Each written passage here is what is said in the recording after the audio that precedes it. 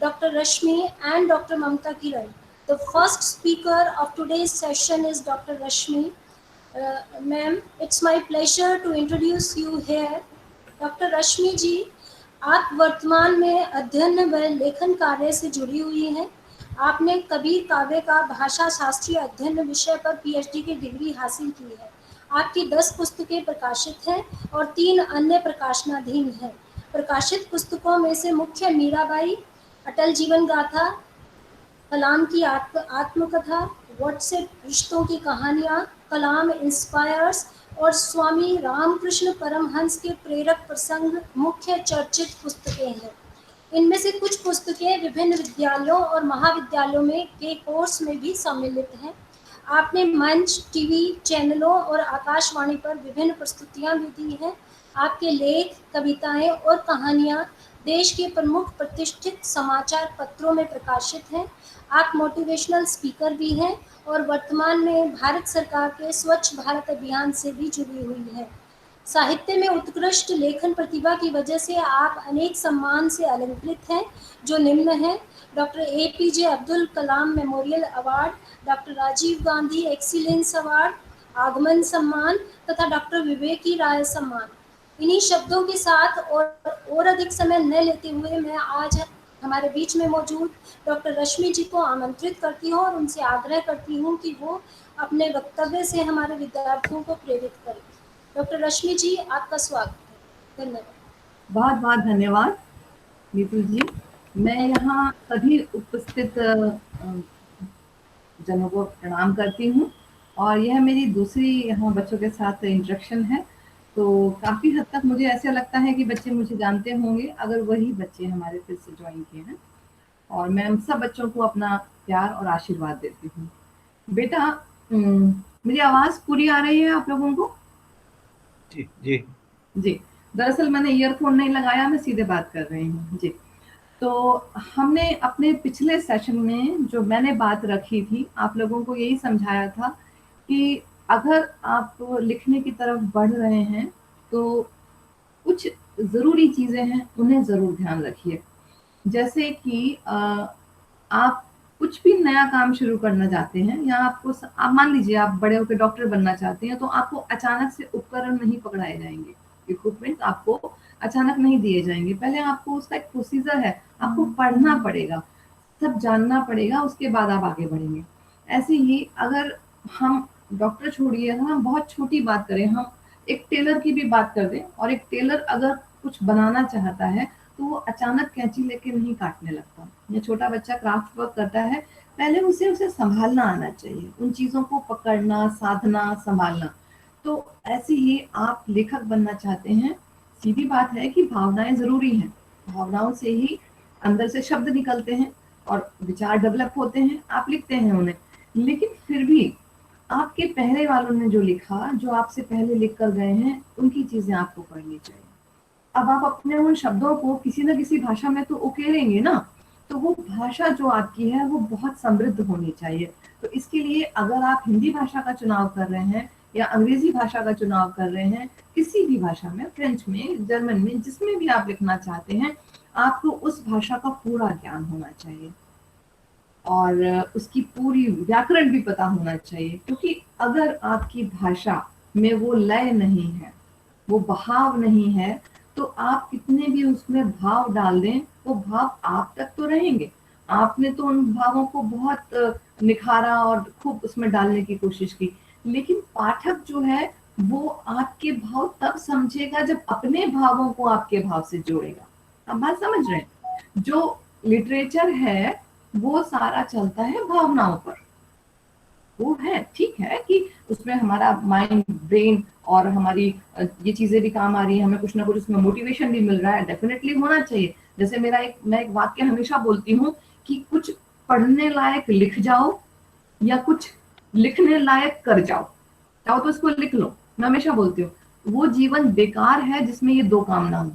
या तो आप अपने जिंदगी में, सबके लिए है ये, बच्चों के लिए भी, बड़ों के लिए, या तो अपनी जिंदगी में आप कुछ पढ़ने लायक लिख जाइए या फिर कुछ लिखने लायक काम कर जाइए, तभी आपका जीवन सार्थक है। क्योंकि हम कुछ तो करने आए हैं ना यहाँ पर। हम अब ये सब जो ऊपर वाले का खेल या ये जो यूनिवर्स का खेल है, ये हमें धीरे धीरे समझ में आता है कि हम यहाँ कुछ तो करने आए हैं और भटके हैं, समझ नहीं आ रहा। अब मैं मोटिवेशन की तरफ ना मुड़ जाऊं कहीं, जैसे परिचय में बताया था मोटिवेशनल स्पीकर हूँ, साहित्य में ही रहती हूँ। तो बेटा, आपकी भावनाएं तभी पाठक की भावनाओं तक पहुंचेंगी और वो जुड़ाव महसूस करेगा जब दोनों की भाषाएं भी मिल रही होंगी, वो आपकी भावनाओं को समझ भी पा रहा होगा और उनसे जुड़ेगा तभी, क्योंकि उसको जो भाषा आती होगी और आप भाषा अच्छी इस्तेमाल करेंगे तभी लिख पाएंगे। तो सबसे पहले भाषा सीखिए, ग्रामर सीखिए, फिर अपने भावों में पिरोइए। अब हमने भाषा सीख ली, हमने ग्रामर भी सीख ली, अब हमसे वहां गलतियां नहीं हो रही हैं, लेकिन भावों के लिए तो बहुत सारी चीजें और भी हैं जो अलग हटकर हैं। जैसे अगर आपने अपना 10th 11th 12th की क्लासेस भी याद करो, कॉलेज से बहुत पीछे चले जाओ, स्कूल में चले जाओ, तो वहां पर भी आपको रस, अलंकार, ये सब सिखाए गए होंगे। अगर आप उन पर ध्यान दें तो आपने देखा होगा कि अलग अलग इमोशन होते हैं। अलग अलग इमोशन जो है वो कैसे उसमें हम अपने शब्दों को बता पाते हैं। अब जैसे अगर मैं ही हूँ, अच्छे खासे आप मेरे पास आए और बहुत प्यार से कुछ कह रहे हैं, मैं बहुत तेज आपको डांट दूं, तो क्या होगा बताइए? आप किस इमोशन से आए थे? प्रेम से, है ना? प्रेम का भाव था आपके अंदर, और मैंने किसी बात पर आपको डांट दिया, भाव बदला, तुरंत भाव बदला, और भाव बदला, वो फीलिंग बदल गई। यही होता है रस। भाव बदलते ही रस क्या है? निचोड़, हमारे वही भाव जो हमारे शब्दों का निचोड़, वो बदला। अब क्या हो गया? अब आ गया यहाँ पर क्रोध। ठीक है, तो हमारे जो लिटरेचर है, जो भी हमारा साहित्य है, जो भी कविताएं हैं, इन भावों पर चलती हैं। इसीलिए आप जब पढ़ते हैं तो आपने देखा होगा कुछ कविताओं को पढ़ने के बाद बड़ा जोश आ जाता है। दिनकर जी को पढ़िए, मैथिली शरण गुप्त को पढ़िए, आदित्य जी को पढ़िए, आप देखिए जोश आएगा पढ़ने के बाद। आप पढ़ते हैं, आपके कोर्स में होगा, जो हमारे हिंदी साहित्य के बच्चे होंगे, तो क्या है, उसको पढ़ने पर जोश आता है। आप कुछ कविताएं गुलजार को पढ़ेंगे, भाव, उसमें बहुत भाव है।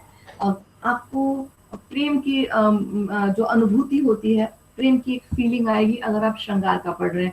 आप बिहारी को पढ़िए, आप पढ़ते होंगे, हमने भी पढ़ा था। आप बिहारी को पढ़ते हैं, जायसी को पढ़ते हैं, इनको आप रीतिकाल के लेखकों को ज्यादातर जो पढ़ते हैं, तो आपको प्रेम की एक फीलिंग आती है, श्रृंगार की फीलिंग आती है। ये क्या है? ये भाव उन्होंने अपने शब्दों में पिरोए हैं, वो कलाकार हैं इसके।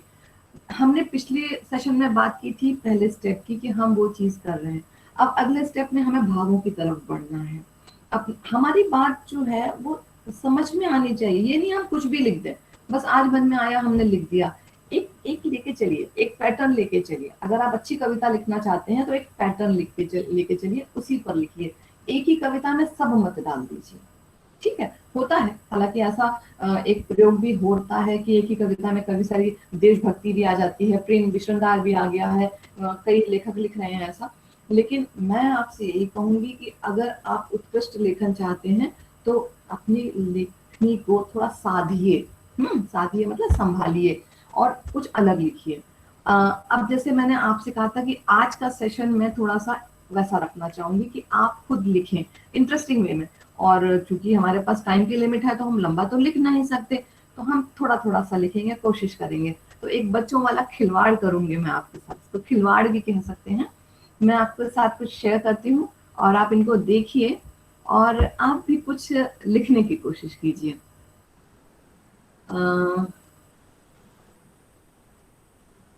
सब हिंदी में आ रहा है, लेआउट बदले, फुल स्क्रीन शेयर कैसे किया जाएगा? सेकेंड,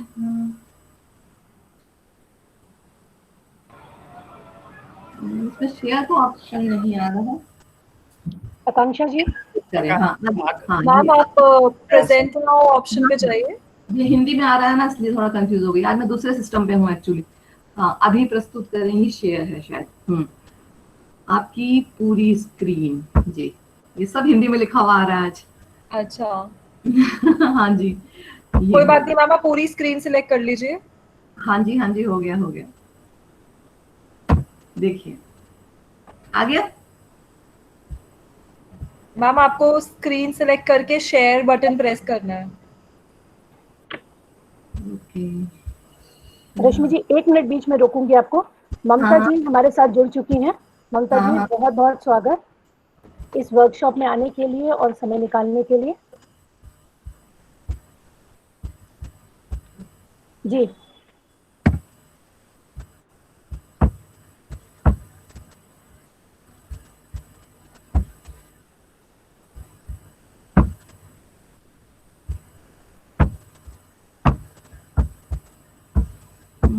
इसमें कैंसिल आ रहा है, शेयर नहीं आ रहा। मैम प्रेजेंट नाउ बटन आपने प्रेस किया? Doctor Rashmi, are you there? Ma'am left हो गई है शायद।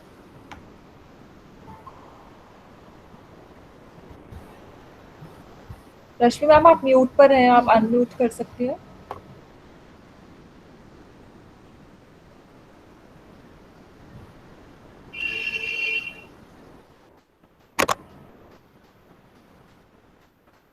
जी मैम, अब आ गया है, अब हम देख पा रहे हैं। आप म्यूट पर हैं मैम, आप प्लीज अनम्यूट कर लीजिए।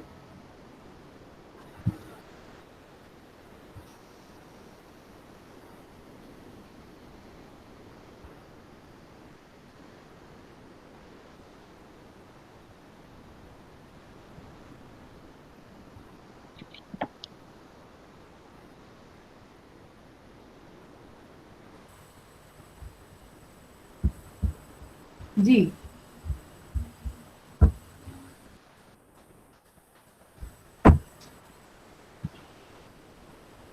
देखिए बच्चों, आप सुन रहे हैं आप लोग मुझे? हेलो यस बच्चों, मैम, आप मुझे यस मैम। हाँ जी मैम, जी मैम। जी। हाँ, तो जैसे आज हम रसों को लेके चलते हैं, रस पर आधारित कुछ लिखते हैं, ठीक है। अभी इसमें फुल स्क्रीन आ गया है, तो मैं आप लोगों को नहीं देख पा रही हूँ, ये मुझे नहीं समझ आ रहा कैसे होगा। कुछ टेक्निकल इश्यूज आ रहे हैं मेरे साथ। खैर, जैसे हम यहाँ रस जो होते हैं बच्चों, 9 होते हैं, ठीक है। हमारा अगर हम रस राज कहें, जो सबसे ज्यादा प्रयोग किया जाता है वो होता है हमारा श्रृंगार रस, जिसे हम रसराज भी कहते हैं। फिर सब उससे ज्यादा इसके बाद जो सबसे ज्यादा रचनाएं की जाती हैं वो की जाती हैं करुण रस, शांत रस, इनमें कोई इनका ऐसे हिसाब नहीं है। और हास्य रस में भी बहुत रचनाएं होती हैं। वीर रस इसके बाद आता है, भयानक रस, अद्भुत रस। बाद में 9 रसों के अलावा 2 रस और जोड़े गए जो भाव बहुत मिलते हैं। रस क्या, भाव, ठीक है। तो जो भाव बहुत मिलते हैं साहित्य में वो है वात्सल्य और भक्ति रस, ठीक है। अब सूरदास जैसे राइटर इतना अच्छा लिख गए कि इसे श्रृंगार में डालें कि शांत में डालें, बड़ा दुविधा होती है। तो ऐसे इतने अच्छे लेखक जो हैं हमें मजबूर कर देते हैं। तो 2 रस और बने, डाले गए। वात्सल्य रस जो ममता पर, ममता मतलब ममता तक कहना तो ठीक नहीं रहेगा, क्योंकि पिता के भी अंदर भी बहुत वात्सल्य होता है। तो हम ये कहेंगे कि वात्सल्य रस, वत्सल प्रेम है ना, जो बच्चे के साथ जो प्रेम होता है, स्नेह होता है, वो हो गया। और भक्ति रस, ठीक है, जो ईश्वर के प्रति जो भक्ति है, प्रेम है, स्नेह है, जो समर्पण का भाव है, वो भक्ति रस हो गया। तो इन रसों के कुछ स्थायी भाव होते हैं। स्थायी भाव मतलब जो उस रस की वस्तु को पढ़ने के बाद जो हमारे अंदर पैदा होते हैं, उन्हें स्थायी भाव कहा जाता है। जैसे अगर श्रृंगार को पढ़ने के बाद रति रखा गया, स्थायी भाव। वीर के बाद उत्साह रखा गया, करुणा का है, शोक, हास्य का है, हास अद्भुत का है, विस्मय मतलब एकदम ऐसे चौंकना है ना, विस्मय, आश्चर्य, रौद्र का क्रोध हो गया। तो ऐसे बहुत ये सारे हैं। अब अगर हम आगे बढ़े और मैंने यहाँ अब देखिए, अगर मैं पहला ले लेती हूँ, आज मैं आपसे पहली रचना कर रहा हूँ वीर रस पर, ठीक है। वीर रस पर इसका स्थायी भाव क्या है, जोश, है ना। इसका वीर रस का जो है उत्साह। कुछ रचनाएं ऐसी होंगी जो आप पढ़ते हैं, उसको पढ़ने के बाद बड़ा उत्साह आ जाता है। जैसे दुष्यंत कुमार की बहुत बहुत बहुत ही मशहूर कविता है, जो ज्यादातर आप लोग नुक्कड़ वगैरह करते हैं तो इस्तेमाल करते होंगे, कि हो गई है पीर पर्वत सी पिघलनी चाहिए, इस हिमालय से कोई गंगा निकलनी चाहिए, आज ये दीवार पर्दे की तरह हिलने लगी, शर्त लेकिन थी कि ये बुनियाद हिलनी चाहिए, हर सड़क पर, हर गली में, हर नगर, हर गांव में लाश, हाथ लहराते हुए हर लाश चलनी चाहिए। सिर्फ हंगामा खड़ा करना मेरा मकसद नहीं, सारी कोशिश है कि ये सूरत बदलनी चाहिए, सूरत बदलनी चाहिए। मेरे सीने में नहीं तो तेरे सीने में सही, आग जैसी भी हो लेकिन आग जलनी चाहिए। अब इसका डीप बहुत है, समझदार बच्चे सब समझते हैं। ऐसे ही अगर अभी पुलवामा हुआ था, जब अब तो काफी समय हो गया, 1.5 साल, ये जो कुमार विश्वास ने लिखी थी उस समय कविता, बहुत ज्यादा इतनी मन को छू जाती है। है नमन उनको है नमन उनको कि जिनके सामने बौना हिमालय, जो धरा पर गिर पड़े पर आसमानी हो गए। इतनी सुंदर है कि मतलब देखिए सैनिकों के लिए कितना इसमें भाव है। तो ये क्या है, वीर का भाव है। अब अगर मैं आपसे कहूं कि आप ये कुछ गड़बड़ हो रहा है, मेरी स्लाइड आगे पीछे हुई है शायद बेटा, यस मेरी स्लाइड आगे पीछे हुई है आज, खैर इसमें एक स्लाइड गायब है। अब अगर मैं आपसे वीर रस की कोई कविता लिखने के लिए, या वन लाइनर या हाइकू, क्योंकि देखिए समय नहीं ज्यादा है तो लंबा नहीं लिखवा सकते, अगर मैं आपसे ये कहूं कि आप वीर रस पर, सरहद पर खड़ा सिपाही है दुश्मन को ललकार रहा, लिखिए अपनी कॉपी पे लिखिए ये लाइन, सरहद पर खड़ा सिपाही है दुश्मन को ललकार रहा। और इस पर कुछ फटाफट 3-4 पंक्तियां लिखिए जल्दी से।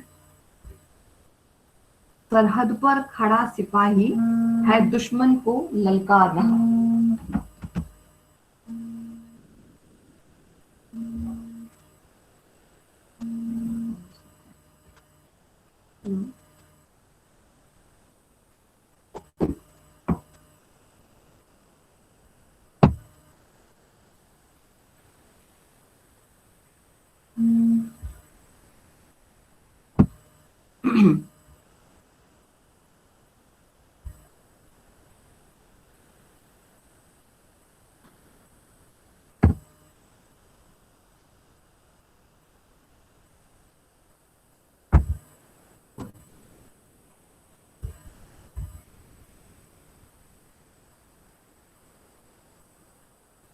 मेरे ख्याल से लिख लिया होगा आपने, 2-3 लाइन तो लिख ही लिए होंगे। हमारे कोई बच्चे शेयर करेगी, उसने कुछ लिखा हो?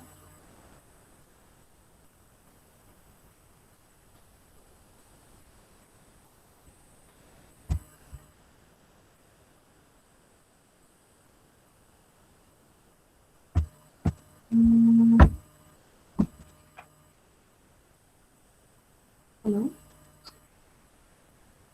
आवाज नहीं आ रही आपकी, हेलो।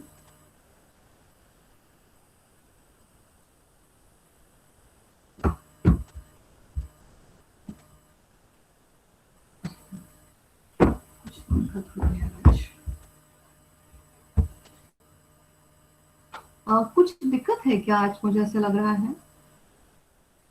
हेलो, आप लोगों का मुझे कोई आवाज नहीं सुनाई दे रही है।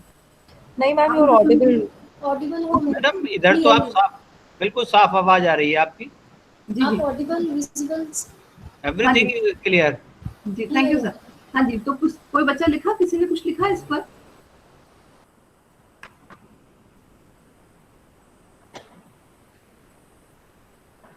बहुत लंबा नहीं चाहिए बेटा, अपने भावों को आप 3-4 पंक्तियों में लिख दें। आजकल तो वन लाइनर भी लिखते हैं लोग, इसमें कोई 4 लाइन लिखिए, आगे जोड़ दीजिए। थोड़ा बदलना चाहे तो बदल भी सकते हैं, कोई जरूरी नहीं है बिल्कुल ऐसे ही लेना है।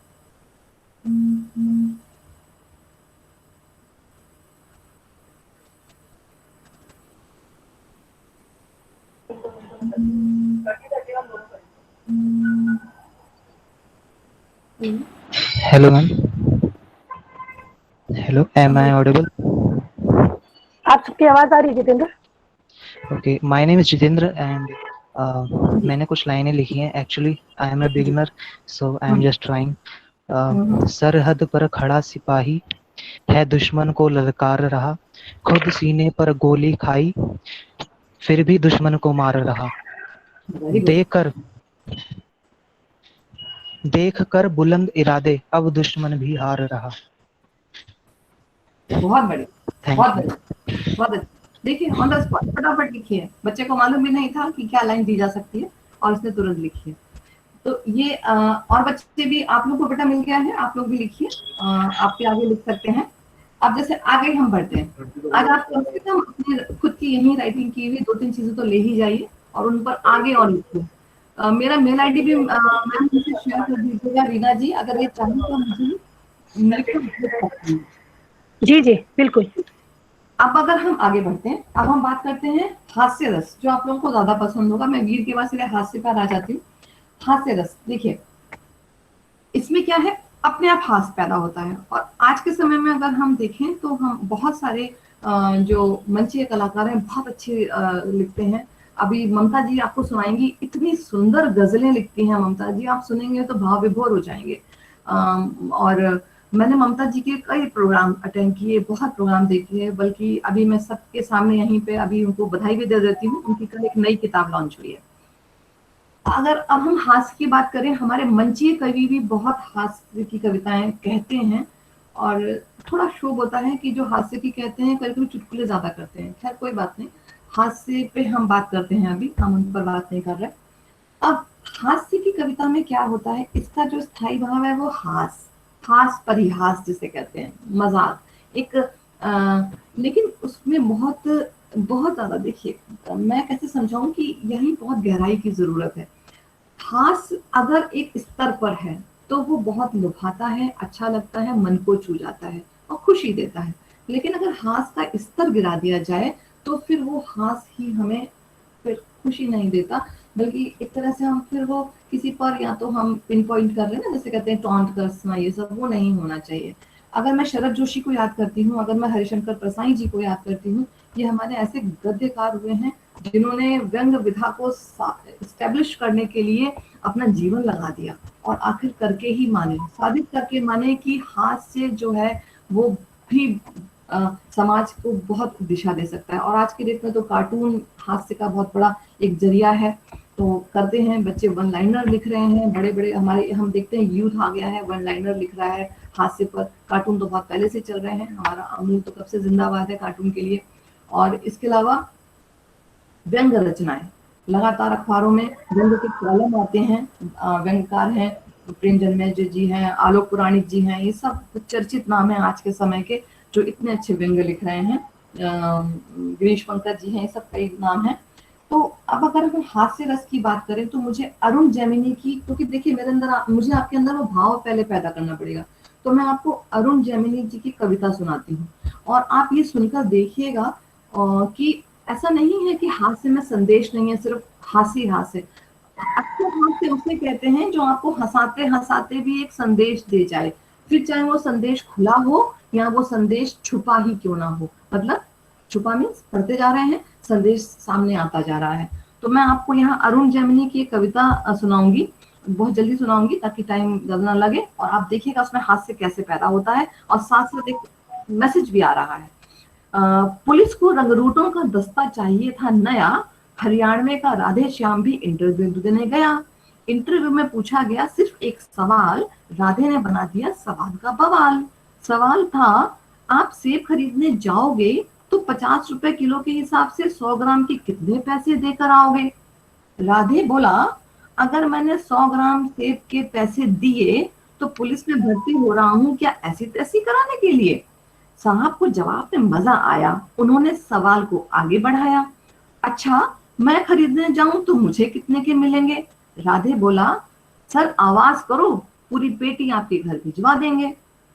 अच्छा तुम्हारी पत्नी तो पुलिस में नहीं है ना राधे, वो अगर 100 ग्राम सेब लेने जाएगी तो कितने पैसे देकर आएगी?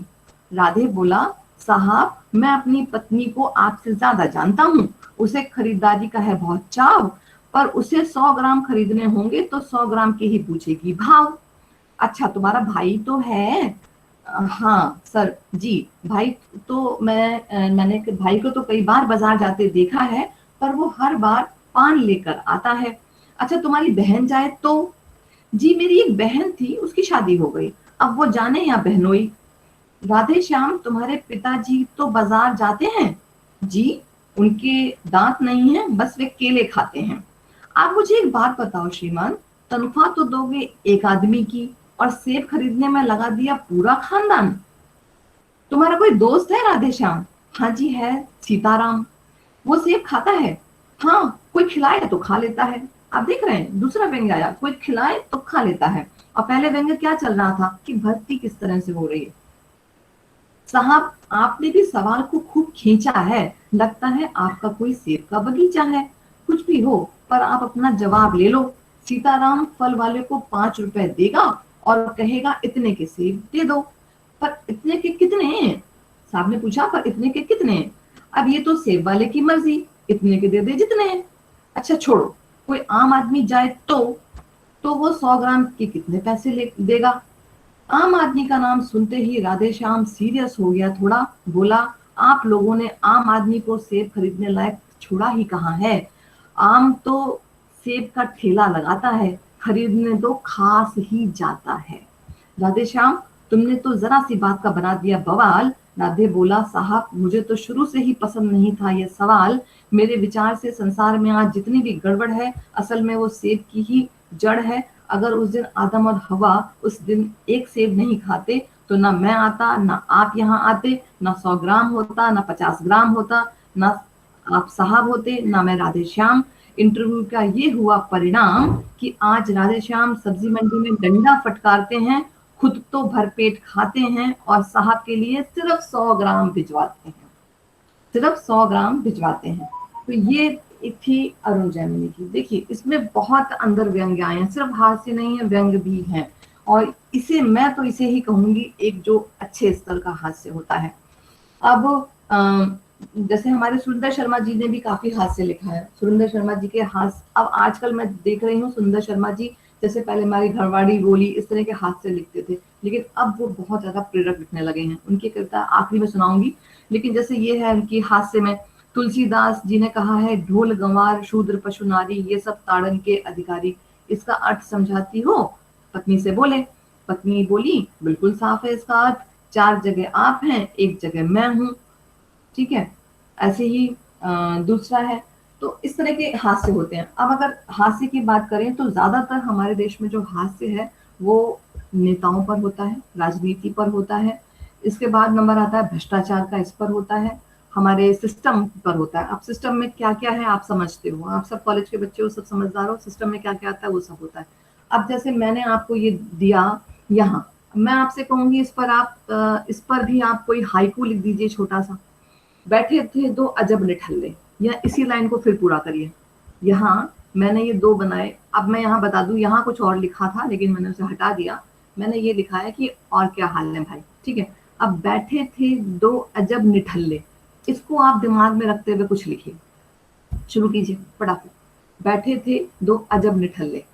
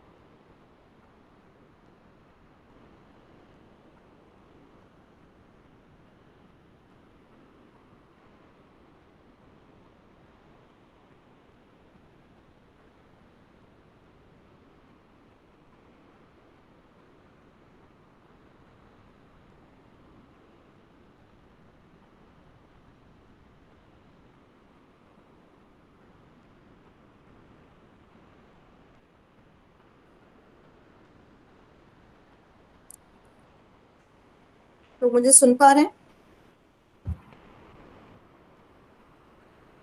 जी मैम। मैं शायद उस मीटिंग से चली गई हूँ, क्या कुछ हुआ है? अचानक सिस्टम। आपकी स्क्रीन विजिबल नहीं है मैम। हाँ, ये इस स्क्रीन में कुछ हुआ है, मैंने मोबाइल से ज्वाइन किया। आज यस कुछ हो रही है, पता नहीं क्यों। खैर कोई बात नहीं, कंटिन्यू तो करेंगे, हम भी हार मानने वाले नहीं। मैम, कुछ स्टूडेंट्स लिख रहे हैं चैट बॉक्स में। हाँ, अब मैं मोबाइल पर हूँ। हाँ बेटा, अ, बैठे थे तो अजब निठल्ले, ये लिखा है। बिल्कुल थाली थाली और नल्ले। पहला बोला क्या खाऊंगा, दही भल्ले। दूसरा बोला 2 प्लेट लगवा ले। हम, हास्य में हास्य है।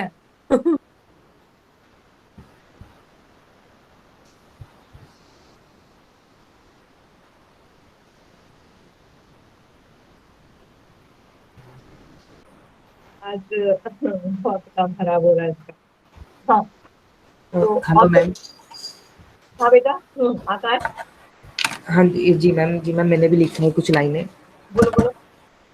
बैठे थे दो अजब निठल्ले, काम धाम से थे वेले, थे हम्म, वैसे वो मैट्रिक पास, कुछ आता जाता नहीं था खास। वाह वाह, हाँ। धन्यवाद। कितना अच्छा रनिंग मिला। अभी तुम इसको जब खाने बैठोगे ना निठल्ले होकर के, तो तुम इसको और आगे बढ़ा सकते हो। लेकिन फिर ध्यान रखना, कुछ ना कुछ सटायर डालते जाना बीच में। ऐसा जी होना मैम। चाहिए, तो हमें मैसेज देना चाहिए। ठीक है, आगे बढ़ जाते हैं, नए रस की तरफ बढ़ते हैं। एक ही रस हो गई। अब मैं बात करती हूँ श्रृंगार रस की। सबसे खूबसूरत जिसे हमें रसराज कहा जाता है, श्रृंगार रस। क्योंकि 4:40 होने जा रहे हैं और ममता जी हमारी बच्चा इंतजार कर रही हैं। तो अब पहले मुझे आप ये बताओ, रीना जी, मेरे पास समय कितना है? नीतू जी? 5 to 7 minutes. 5-7 मिनट, ओके ठीक। चलो, श्रृंगार रस में बेटा, इसमें क्या है?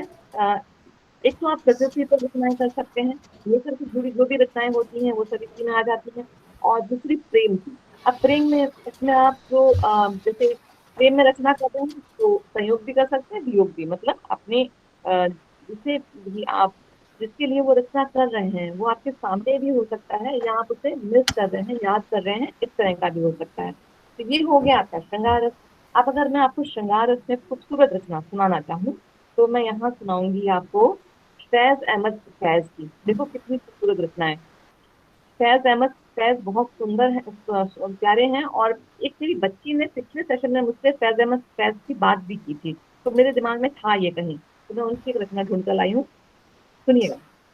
वो लोग बहुत खुशकिस्मत थे जो इश्क को काम समझते थे, या काम से आशिकी कर रखते थे। ठीक है, तो लोग बहुत खुशकिस्मत, यहाँ से आवाज आ रही है। वे लोग बहुत खुशकिस्मत थे जो इश्क को काम समझते थे, या काम से आशिकी रखते थे। हम जीते जी नाकाम रहे, ना इश्क किया ना काम किया। काम इश्क में आड़े आता रहा और इश्क से काम उलझता रहा। फिर आखिर तंग आकर हमने दोनों को अधूरा छोड़ दिया। ना काम किया ना इश्क किया, ना इश्क किया ना काम किया। थोड़ी मजेदार है, श्रृंगार रस की रचना है। ये फैज अहमद फैज बहुत रंगबिदाज थे, ऐसे ही लिखते थे। अब महादेवी वर्मा की कविता सुनाती हूँ। बहुत गहराई, बहुत गहरी कवित्री, जिन्हें तो आप समझ ही 2-3 बार बाद में पाएंगे। एक बार में कभी महादेव जी को समझ ही नहीं जा सकता कोई। देखो, जो तुम आ जाते, क्योंकि छायावादी कवि है, कवित्री है ना, आपने पढ़ा होगा, छायावादी कवित्री हैं। अध्यात्म की बातें करती हैं, लगेगा दुनियावी बातें कर रही हैं, दुनियावी नहीं है, वो आध्यात्म की बातें हैं। पर ये श्रृंगार की बहुत सुंदर रचना है, इसको सुनिए। जो तुम आ जाते एक बार, कितनी करुणा कितने संदेश पथ में पिछ जाते बन पराग। गाता प्राणों का तार तार, अनुराग भरा उन्माद राग। आंसू लेते वे पथ पखार, जो तुम आ जाते एक बार। हंस उठते पल में आर्द्र नयन, धुल जाता होठों से विषाद। छा जाता जीवन में बसंत, लुट जाता चिर संचित विराग। आंखें देती सर्वस्व वार, जो तुम आ जाते एक बार। कितनी सुंदर रचना है, कि मतलब सारा कुछ कहती हैं कि अगर मेरा प्रियतम तुम एक बार मेरे सामने आ जाओ तो जो भी कुछ अब तक विषाद है या जो भी नाराजगी है वो सब मिट जाएगी, बस तुम आ जाओ एक बार। तो प्रेम की ये गहराई, हालांकि जो रिसर्चर्स हैं जिन्होंने शोध किया उनका कहना है आध्यात्मिक प्रेम है, मैं भी मानती हूँ ये आध्यात्मिक प्रेम है। तो अब जैसे मैं एक गुस्ताखी कर रही हूँ आपके सामने, अपनी एक रचना रख रही हूँ, हालांकि मैं अपनी रखना ज्यादा पसंद नहीं करती, पर फिर भी श्रृंगार की छोटी सी रचना रख रही हूँ। देखो, बहुत रंग तो नहीं मेरे पास, मगर तू जो है तो मेरी चाहत गुलाबी है, मेरी बातें जरा पीली तो मेरे ख्वाब नीले हैं, तेरे आने से हरियाली, जो तू जाए तो खुशी भी लगती काली है। तुझे देखा तो सारे रंग भी रंगीन लगते हैं, कभी वे खिलखिलाते हैं, कभी मिलते बिखरते हैं। क्यों ना ऐसा हो जाए कि तू भी रंग बन जाए, मेरी किस्मत में रच जाए, मेरी रूह से लिपट जाए। जरा सा लाल बनकर तू मेरे माथे पे बस जाए, जरा सा हरा बन करके हथेली में समा जाए। मेहंदी हरी होती है ना। जरा अधरों पे छा जाए, जरा गालों पे आ जाए, छुपा लूं तुझको पलकों में कि तू काजल भी बन जाए। सजा लूं तुझको खुद में मैं कि मैं तुझ में संवर जाऊं, हजारों रंग बनकर मैं तेरे आगे निखर जाऊं। मैं तेरे कदमों तले आकर रंगोली सी बिखर जाऊं, रंगोली सी बिखर जाऊं। तो ये मैंने एक कोशिश की थी रंगों को अपनी कविता में डालने की। कितने रंग डाले जा सकते हैं, एक होली का मूड था और होली के मूड में ये कविता लिखी थी। अब मैं आपको देना चाहती हूँ एक टास्क, अब आपके लिए शुरू होता है, ठीक है। तो मैं अपने कैमरे को करती हूँ, अब हम बिल्कुल देसी तरीका करेंगे क्योंकि मैं तो सारे तरीके करती हूँ। ये देखिए, अब ये आपका जो कैमरा है ये हो गया रोटेट। एक सेकंड, रोटेट कैसे होगा, थोड़े मैं गूगल टीम में, हाँ जी, स्विच कैमरा, ओके। ये देखिए, ये हैं आपके शब्द, ठीक। ये मैंने पीपीटी बेटा नहीं खोल लिया, मैं ज्यादा अभी इस समय आरएनडी नहीं करूंगी। देखिए, अब ये शब्द हैं, अगर मैं आपको दे दूं होली, गोली, भोली, डोली, रंगोली, मोली, टोली, टोली, ठिठोली, चोली, हमजोली। अब इनको जोड़ के कुछ लिख दीजिए फटाफट, 4 लाइन। चाहे हाइकू लिखिए, चाहे 4 लाइन लिखिए, मुक्तक लिखिए, कुछ भी लिखिए, इन्हें जोड़कर लिख दीजिए फटाफट।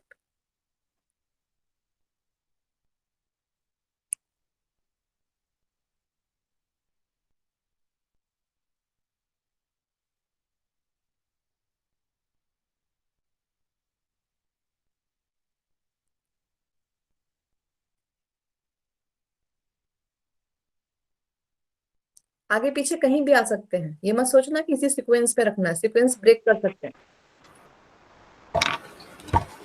Hello ma'am. यस बेटा, आकाश, आकाश बड़ी फास्ट कर लेते हो हाँ जी। भाई। जी मैम, ये मैम काम आपने पहले भी दिया था तो ये उसका अच्छा, तुमने मतलब हुआ। अटेंड किया है पहले? कौन से कॉलेज जी में किया जी था बेटा, कौन से कॉलेज में? मैम, मैं दयाल सिंह कॉलेज से। अच्छा, दयाल में किया था तुमने, ओके ओके, हाँ बताओ। हाँ जी।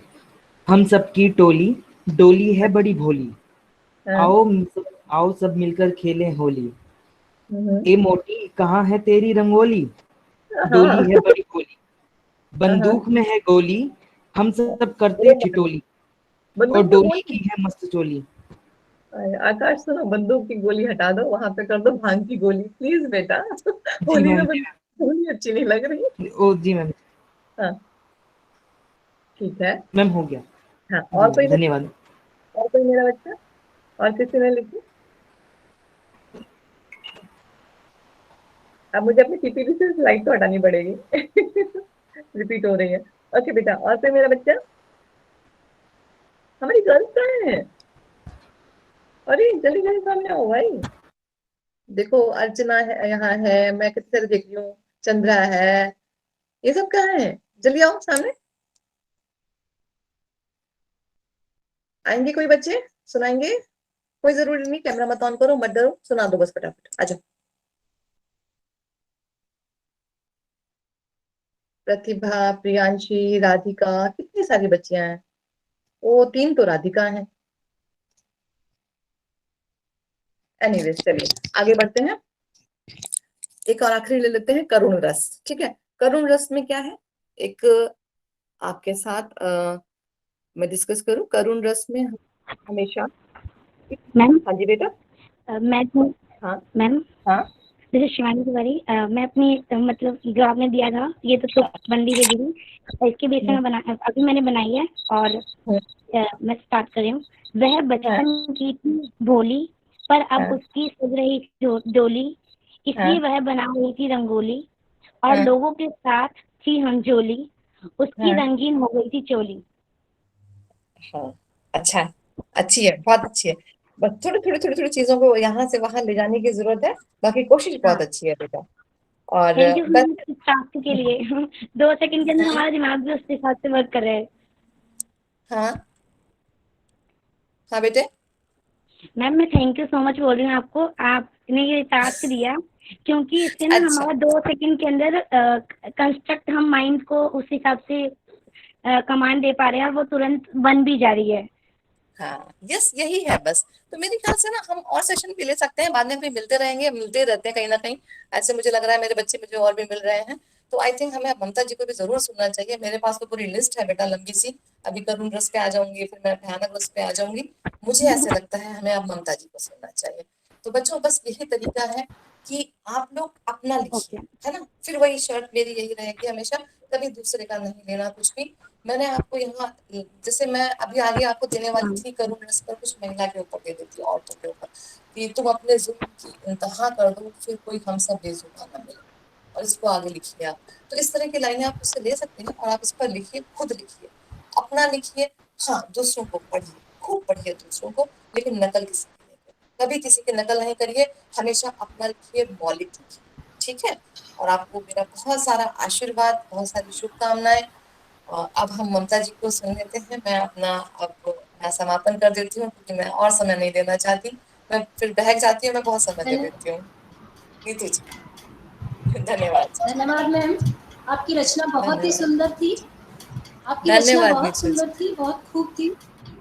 और आपने आज एक प्रैक्टिकल टूल के द्वारा, अप्रोच के द्वारा हमारे विद्यार्थियों को एक्टिविटीज़ दी और विभिन्न रस के बारे में बताया, जिसमें श्रृंगार रस, प्रेम रस, हास्य रस और बहुत से रस के बारे में आपने बच्चों को जानकारी दी। और मुझे आशा है कि बच्चों ने बहुत कुछ सीखा है आज।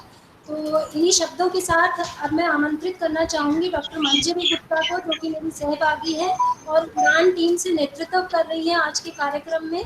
और वो अब आगे ममता किरण जी का परिचय जो है हमारे छात्रों के साथ करवाएंगी। धन्यवाद मैम, एंड स्वागत है आपका मंजरी जी। धन्यवाद नीतू जी। मैं doctor Manjari Gupta how to write poetry के सेशन में उपस्थित सभी को सादर प्रणाम करती हूँ। जब काव्य की बात चल रही है तो यहाँ पर मैं श्री नरेश मेहता जी की कविता विषयक दृष्टिकोण को रेखांकित करना चाहूंगी। श्री नरेश मेहता जी कविता को आत्माभिव्यक्ति ही नहीं मानते, वरन यह भी मानते हैं कि कविता मानवीय औदात्य की अभिव्यक्ति और मानवीय मन की ऊर्ध्व चेतना आकांक्षा है। साथ ही कविता व कवि के आपसी संबंधों को स्पष्ट करते हुए कहते हैं कि सृजन की उदात्तता के लिए कवि को स्वयं कविता बन जाना पड़ता है। कविता की जो भूमि है वो उदात्त होती है, या उसकी जो भाषा है उदात्त होती है, तो अनुदात्त भाषा उदात्त भूमि को व्यक्त नहीं कर सकती। कविता अवतरित होती है, घटित होती है। हमारा सौभाग्य है कि हमारे साथ आदरणीय ममता किरण जी हमारे साथ हैं, और उनके संक्षिप्त परिचय देने का मैं प्रयास करूंगी। परिचय ममता जी का बहुत विस्तृत है, लेकिन मैं कोई उस बात नहीं, परिचय देने की जरूरत भी नहीं है। मैं प्रयास करूंगी। नहीं बस ठीक है जी, बोलिए, कुछ कह रही है? जी, मैं आपका परिचय थोड़ा सा दूंगी। आपका कविता संग्रह वृक्षता हरा भरा हिंदी काव्य जगत में चर्चित है तथा आंगन का शजर गजल संग्रह अनेक सम्मानों से सम्मानित है। अनेक संग्रहों में आपकी गजलें व कविताएं संग्रहित हैं। हिंदी की लगभग सभी प्रतिष्ठित राष्ट्रीय व अंतर्राष्ट्रीय पत्रिकाओं में आपकी कविताएं संग्रहित हैं। कुछ के नाम मैं यहाँ लेना चाहूंगी, जिसमें कि हंस, पूर्वग्रह, इंडिया टुडे, पाकी कादम्बरी आदि हैं।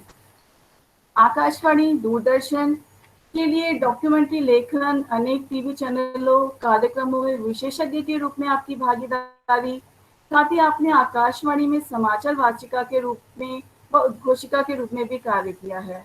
देश विदेश की हिंदी वेब पत्रिकाएं जैसे कि कविता कोश, अनुभूति, साहित्य कुंज, साहित्य सृजन आदि में आपकी रचनाएं प्रकाशित हैं।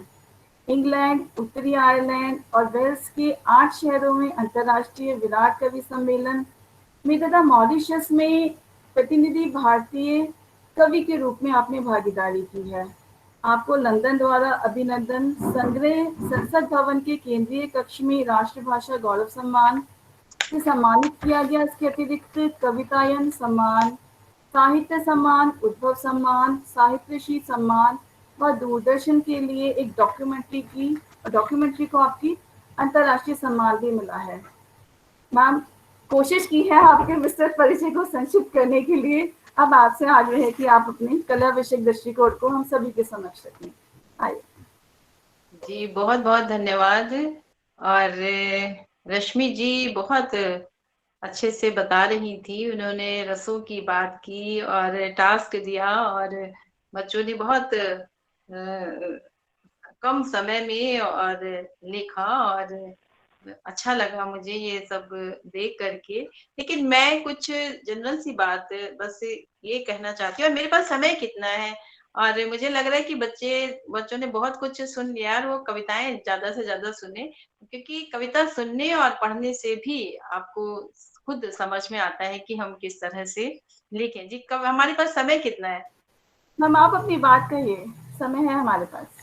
अच्छा अच्छा अच्छा, तो बस ये जनरल सी बात मैं बस इसमें बस आगे जोड़ना ये चाहती हूँ। रश्मि जी पहले सेशन में क्या बता चुकी हैं वो तो मुझे नहीं पता, और आज जो बता रही थी वो मैंने सुना, वो रसों की बात कर रही थी और बहुत सारी कुछ कविताएं भी उन्होंने सुनाई, कुमार विश्वास की और हमारे जैमिनी जी की और महादेवी वर्मा जी की। तो वहां से महादेवी वर्मा से लेकर के और आज के कवियों की उन्होंने रचनाएं भी आपको रखी और बताया कि रसों के बारे में, और बच्चों से जो लिखवाया उन्होंने, और बहुत अच्छा सेशन चल रहा था। तो रश्मि जी को बहुत बहुत बधाई देती हूँ। और मैं उसमें बस ये जोड़ना चाहती हूँ कि कविता जब मैं बात करती हूँ कविता की, तो कविता तो हमारे साथ जब हम जन्म लेते हैं तभी से शुरू हो जाती है।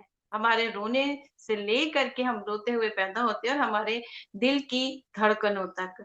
और अपने आसपास हम जब देखते हैं तो हमारे चारों ओर कविता बिखरी है, चाहे वो चिड़ियों की चहचहाहट हो, नदियों का बहना हो, झरनों का गिरना हो, या फिर सागर की लहरों को आप देखें।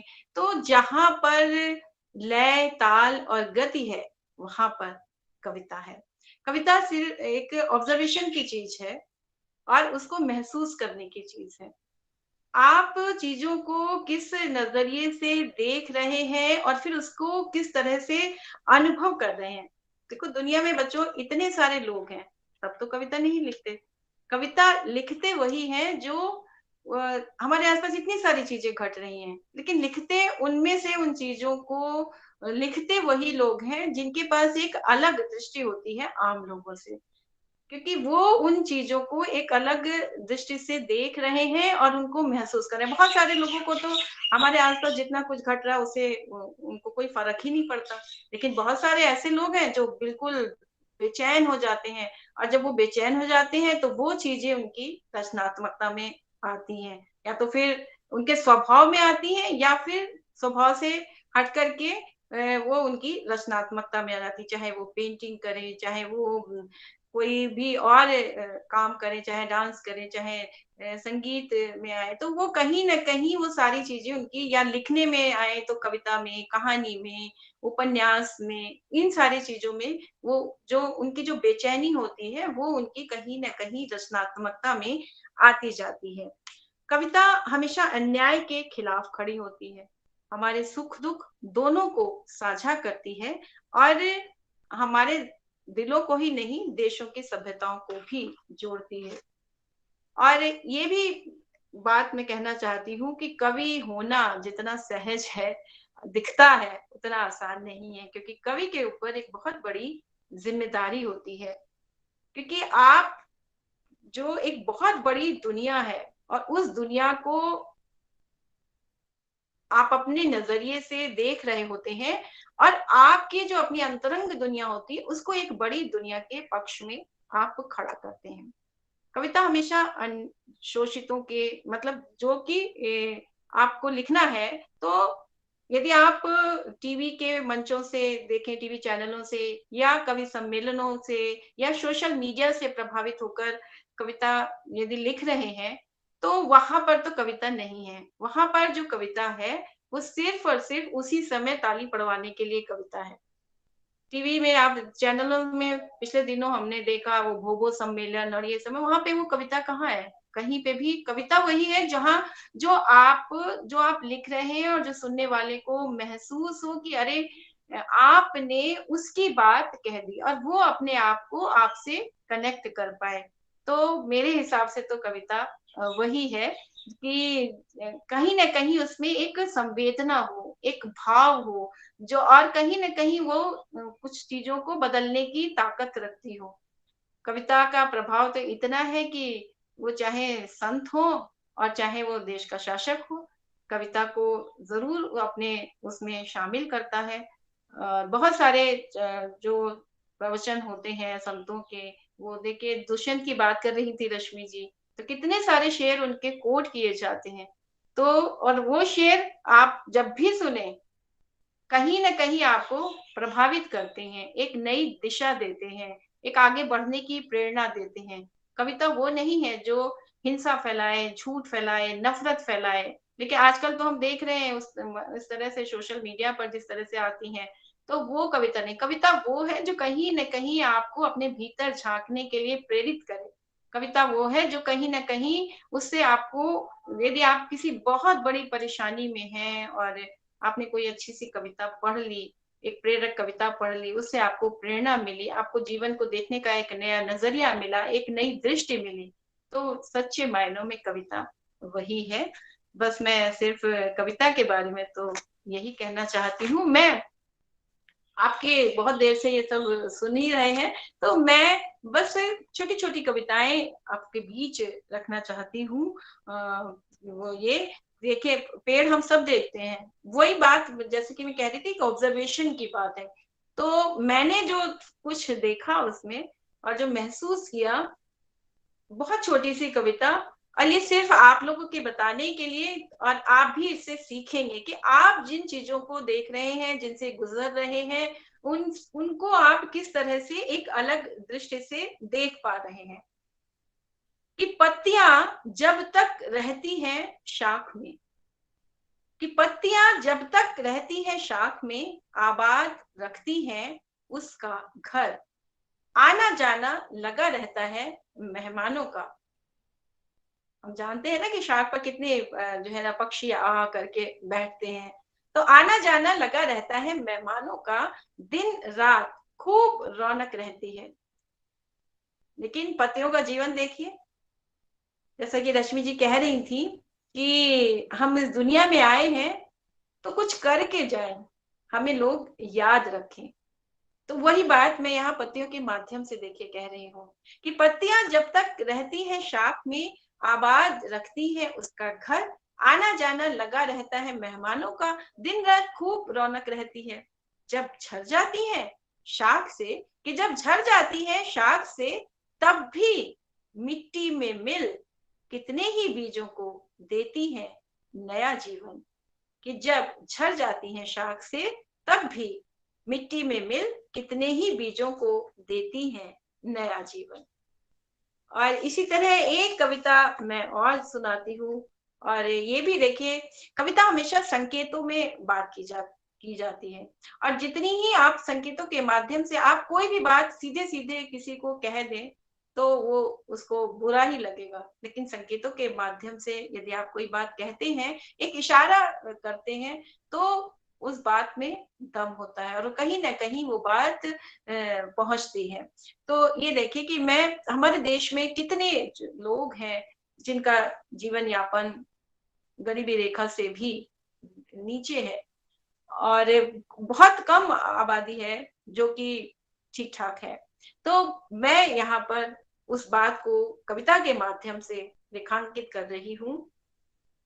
हिस्सा इसका शीर्षक है कि पेड़ों ने नए पत्ते पहनने शुरू कर दिए हैं, कि पेड़ों ने नए पत्ते पहनने शुरू कर दिए हैं, अनगिनत बीज आतुर है जन्मोत्सव के लिए, कि अनगिनत बीज आतुर है जन्मोत्सव के लिए, मिट्टी सह रही है प्रसव पीड़ा, कि मिट्टी सह रही है प्रसव पीड़ा, हवा की चाल ढाल बदली है, नदियों का भी सुर लय ताल बदला है, कि नदियों का भी सुर लय ताल बदला है, आकाश का नीला रंग कुछ ज्यादा चटक है।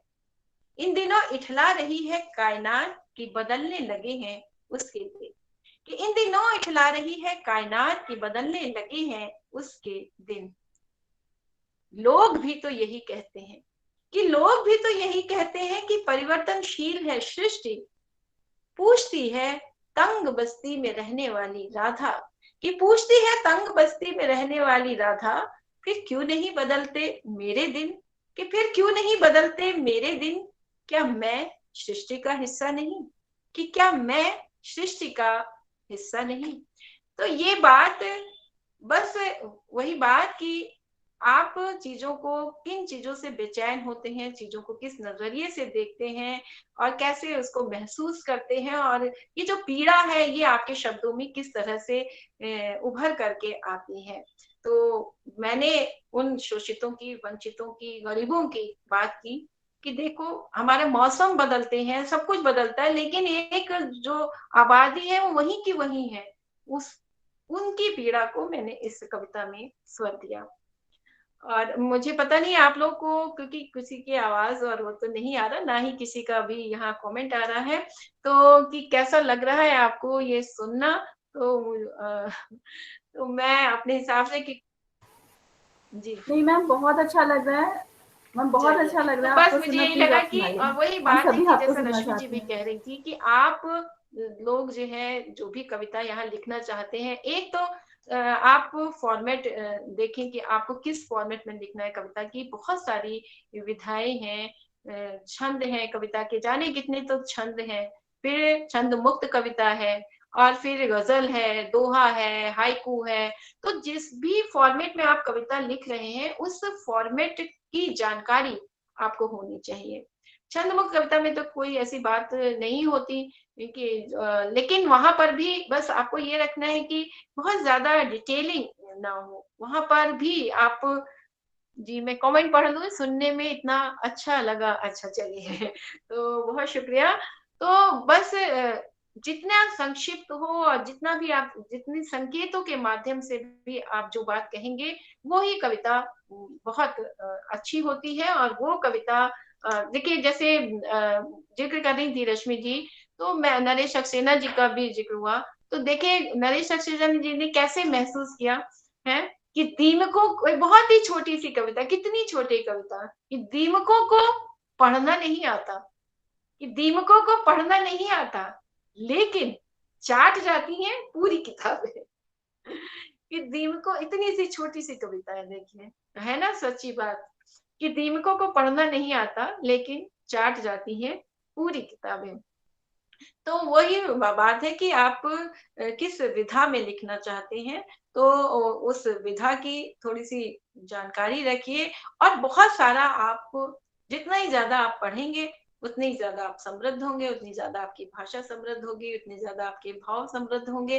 तो पढ़ना भी बहुत जरूरी है। ये नहीं कि 2-4 कविताएं लिख करके आप अपने आप को बहुत बड़ा कवि समझ लें कि बस अब मेरे बराबर तो अब कोई है ही नहीं, तो ये भी नहीं होना चाहिए। तो बस यही बात कि पढ़ना बहुत जरूरी है, जैसा कि रश्मि जी ने भी कहा और मैं भी आपसे ये बात दोहराती हूँ, तो पढ़ना बहुत जरूरी है। और ये ऑब्जर्वेशन की बात देखिए मैं बता रही थी, तो मेरे साथ भी ये चीजें वो ऑब्जर्वेशन से ही आती है। कभी कोई बात आपको बहुत पिंच कर जाती है, तो वो कहीं ना कहीं आपके जो कुछ आप लिख रहे होते हैं, जो कुछ भी आप रचनात्मक काम कर रहे होते हैं, वो चीजें आपकी उसमें आ ही जाती, भले ही आप उस समय ना लिख पाए, लेकिन जब आप कभी लिखते हैं तो बहुत सारी चीजें आपके उस समय जब लिखने बैठते हैं, तो जो स्मृतियों में जो चीजें होती हैं वो कहीं ना कहीं शब्दों का आकार ले लेती हैं, भाव उसमें आकार ले लेते हैं।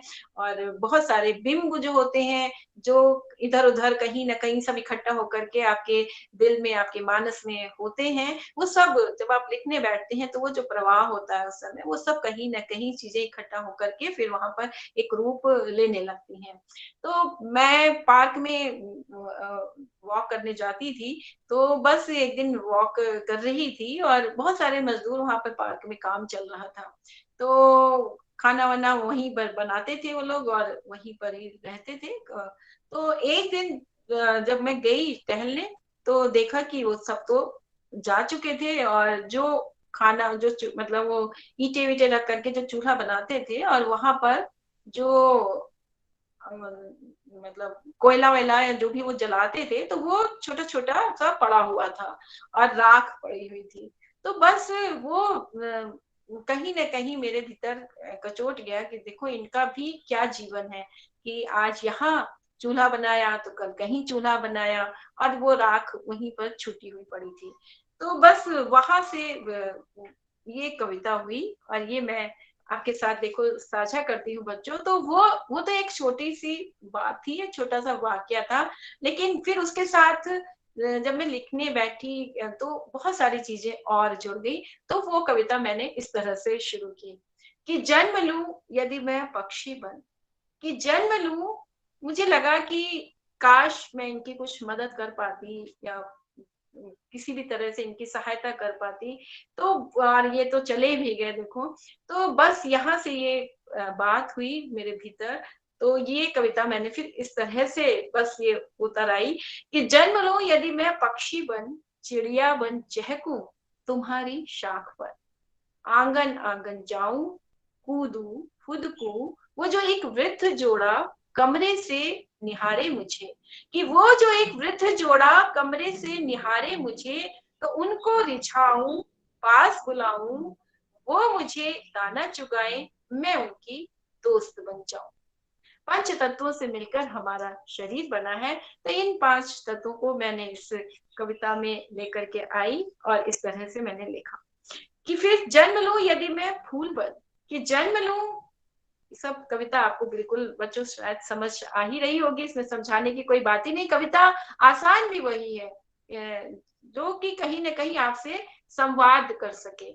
और जब आप सुना रहे हैं तो जो कविता लोग जो सुन रहे हैं उनको भी ये लगे कि अरे ये तो आपने उसी की बात कह दी, और तो वो तुरंत अपने आप को कनेक्टेड फील करता है आपकी कविता से। तो जन्म लूं यदि मैं फूल बन, खुशबू बन महकूं, प्रार्थना बन करबद्ध हो जाऊं, अर्चना बन अर्पित हो जाऊं। देखो कितनी सारी चीजें इसके साथ फिर जुड़ी हुई हैं कि अर्चना बन अर्पित हो जाऊं, शांति बन निवेदित हो जाऊं, बदल दूं गोलियों का रास्ता, कि बदल दूं गोलियों का रास्ता, सीमा पर खिल खिल जाऊं। जन्म लूं यदि मैं अन्न बन, कि जन्म लूं यदि मैं अन्न बन, फसल बन लहलहाऊं खेतों में, कि फसल बन लहलहाऊं खेतों में, खुशी से भर भर जाए किसान, भूख से न मरे कोई, सबका भर दूं पेट। जन्म लूं यदि मैं मेघ बन, कि जन्म लूं यदि मैं मेघ बन, सूखी धरती पर बरस जाऊं, अपने अस्तित्व से भर दूं नदियों पोखरों झीलों को, न भटकना पड़े रेगिस्तान में, औरतों और पशुओं को तृप्त कर जाऊं उनकी प्यास को, बरसूं तो खूब बरसूं, दुख से व्याकुल अखियों से बरस जाऊं, हर्षित कर उदास मनों को, कि दुख से व्याकुल अखियों से बरस जाऊं, हर्षित कर उदास मनों को। जन्म लूं यदि मैं अग्नि बन, कि जन्म लूं यदि मैं अग्नि बन, तो हे ईश्वर सिर्फ इतना करना, ना भटकाना मेरा रास्ता, कि ना भटकाना मेरा रास्ता, हवन की वेदी पर प्रज्वलित हो जाऊं, कि हवन की वेदी पर प्रज्वलित हो जाऊं, भटके लोगों की राह बन जाऊं, अंधेरों को भेद रोशनी बन फैलूं, नफरत को छोड़ प्यार का पैगाम बनूं, बुझे चूल्हों की आंच बन जाऊं, नफरत को छोड़ प्यार का पैगाम बनूं, बुझे चूल्हों की आंच बन जाऊं। तो ये कविता जो उस चूल्हों की जो राख थी उसको जब मैंने देखा और फिर जो महसूस किया, बस वही बात है कि उसको तो उस राख को तो बहुत सारे लोगों ने देखा होगा, लेकिन थैंक यू यहाँ पर एक कमेंट आया, ऑसम मैम, तो बहुत बहुत शुक्रिया। तो बस मैंने उन चीजों को उस तरह से महसूस किया, जिस तरह से फिर महसूस किया, तो जो मेरा ऑब्जर्वेशन था उसको मैंने इस तरह से लिखा। और इस कविता से मुझे लगता है कि आप सब कनेक्टेड फील कर रहे होंगे। और बहुत जितनी ही आसान भाषा में और जितनी ही सरल शब्दों में कविता होगी, उतनी ही जरूरी नहीं है कि इसमें बहुत भारी भरकम और कठिन से कठिन शब्दों का चुनाव किया जाए। कविता आपके जो बोलचाल की भाषा है, जो सहज भाषा है, उसमें आप जिस भाषा में आप संवाद करते हैं उसमें लिखें, तो वो कविता आपकी दूर तक पहुंचेगी और आपको अपने को एक्सप्रेस करने में भी आपको उतनी ही अच्छा लगेगा और उतनी ही सरलता महसूस होगी। तो ये तो बात हो गई। और एक दो मैं रश्मि जी बात कर रही थी, तो जो गजल है वो एक ऐसा फॉर्मेट है बच्चों कि उसमें आप गजल का में शेर होते हैं, तो हर शेर में एक एक आपने जो भी विचार भाव है, जैसे रसों की बात वो कर रही थी, तो गजल में ये सहूलियत है कि आप वहां पर बहुत सारे रसों का समावेश कर सकते हैं सिर्फ दो दो पंक्तियों में। तो गजल में बस मतला होता है और रदीफ होता है और काफिया होता है, उसको निभाना होता है। और फिर दो दो पंक्तियों में आप दुनिया भर की बातें कह सकते हो, चाहे वो परिवार की बात हो। जी बिल्कुल, डिसिप्लिन फॉर्म है पोइट्री का। वही मैं बता रही थी कि उसमें रदीफ होता है, उसमें काफिया होता है, लेकिन उसमें सहूलियत ये होती है कि हर शेर में आप किसी में आप अध्यात्म की बात कर सकते हो, किसी में दर्शन की बात कर सकते हो, किसी में परिवार की बात कर सकते हो, किसी में राजनीति की बात कर सकते हो। तो गजल में ये आपको सहूलियत है कि आपके हर शेर में बहुत अलग अलग बातें आप वहां पर एक ही गजल में कई रंग आप जो है वो ला सकते हैं। तो मैं गजल सुनाती हूँ आपको, और समय हो गया है, शायद 5:15 हो गया है। तो मैं बस एक गजल सुनाती हूँ और उससे पहले एक ये मुक्तक सुनाती हूँ, 4 पंक्तियों का मुक्तक। कि सारी मुक्तक भी एक फॉर्म है, बहुत सारे, जैसा मैंने कहा कि कविता की बहुत सारी विधाएं हैं। आपको ये देखना है कि आप किस विधा में आप अपने आप को एक्सप्रेस कर पाते हो। और जब आप एक विधा में एक्सप्रेस कर लेते हो, तो फिर आपको जो है और भी विधाएं आपको आने लगती हैं, आपको मजा आने लगता है कि आप इस विधा में भी लिखें, आप उस विधा में भी लिखें। और हर विधा का अपना एक डिसिप्लिन होता है, उस डिसिप्लिन को हमें फॉलो करना ही चाहिए यदि हम उस डिसिप्लिन में लिख रहे हैं। तो मैं ये मुक्तक सुना रही थी कि देखिए, इसमें भी एक बात है जो कहीं ना कहीं मुझे महसूस हुई और मैंने इसे लिखा कि सारी दुनिया के सवालों से बचा लो तुमको। देखो, ये भी एक बात है कि पूरी दुनिया में सिर्फ भारत है जहां बेटियों को पूजा जाता है, बावजूद उसके क्या स्थितियां हैं हम सब जानते हैं। तो इसी बात को मैंने इसमें कहने की कोशिश की कि सारी दुनिया के सवालों से बचा लूं तुमको, अपने दिल के किसी कोने में छुपा लूं तुमको। कि सारी दुनिया के सवालों से बचा लूं तुमको, अपने दिल के किसी कोने में छुपा लूं तुमको। और एक निर्णय भी नहीं, कि एक निर्णय भी नहीं, हाथ में मेरे बेटी, कोख मेरी है मगर कैसे बचा लूं तुमको। कि कोख मेरी है मगर कैसे बचा लूं तुमको। तो ये एक जो हमारी बहुत बड़ी जो समस्या है, जिसके लिए हमारे प्रधानमंत्री तक को जी बहुत शुक्रिया, प्रतिभा देवल जी। तो उन्होंने तक ने लाल किले की प्राचीर से इसका आह्वान किया। तो बस वही बात है कि मैंने भी इसको महसूस किया और मैंने इसे अपने शब्द दिए। और इसी बात को देखे इस तरह भी कहती हूँ, सुनिएगा। और ये भी एक सच्चाई है कि बाग जैसे गूंजता है पंछियों से, कि बाग जैसे गूंजता है पंछियों से, घर मेरा वैसे चहकता बेटियों से। कि बाग जैसे गूंजता है पंछियों से, घर मेरा वैसे चहकता बेटियों से। और ये शेर सुनना कि मेरी मंजिल क्या है मुझको क्या खबर, कि मेरी मंजिल क्या है मुझको क्या खबर, कह रहा था फूल एक दिन पत्तियों से। कि मेरी मंजिल क्या है मुझको क्या खबर, कह रहा था फूल एक दिन पत्तियों से।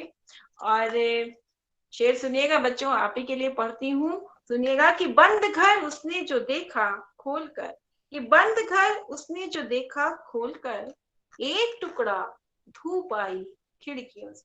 हम सब अपने अपने दिमागों में एक जाले बिठा लेते हैं, तो हमें उन जालों को खोल करके एक खुले मन से अपने पूरी दुनिया, अपने आसपास और अपने जो भी है उसको अपने नजरिए से, अपने तरीके से देखना चाहिए।